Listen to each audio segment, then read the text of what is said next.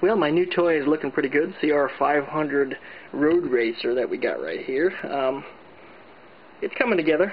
I'm starting to get some of the parts on it. I had the frame cut and machined and welded and got the CR500 motor to fit inside of there. I dropped the exhaust on. It's got CBR F3 front wheel and a CBR F2 rear wheel. So that combination has worked out pretty good. The front wheel is also that's also found on the VFR 750, one of the older generation ones. It's interesting, it's the same wheel. The disc brakes are off a Blackbird. We got those drilled. Just pretty much recapping what we got. CR500 exhaust fits through the frame. Everything's looking really, really good.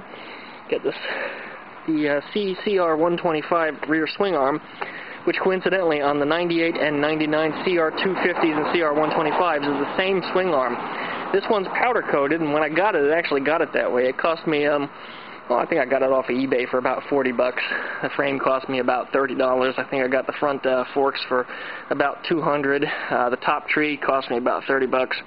The front forks were completely loaded, by the way. They came with the calipers, the brake lines, the handlebars, all the controls, all the switches.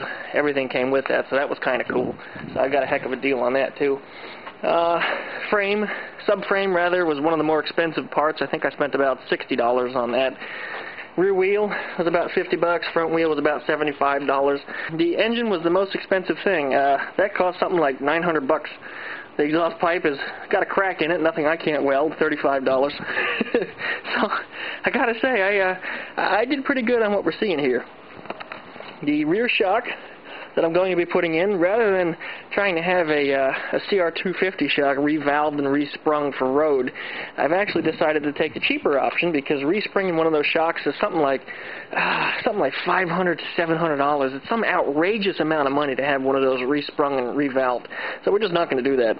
What I've got is a ZX10R rear shock here, and it doesn't fit up in the top mount, but it's only off by a couple millimeters, so we're going to do a little bit of grinding up there to get that to fit. Of course, it's going to be too short, and before you people whine about that, oh, the shock isn't going to work, it's too short. Watch me make it work. I put an extension on the bottom of it. I don't want to hear no crap. But this is what we've got. It's sitting a lot lower than what it needs to be. I'm going to try to get the front end set at about 23 degrees, which should be pretty racy feeling. I think most sport bikes, street bikes, are about 25 degrees or so, and the GP bikes are about 22 and a half.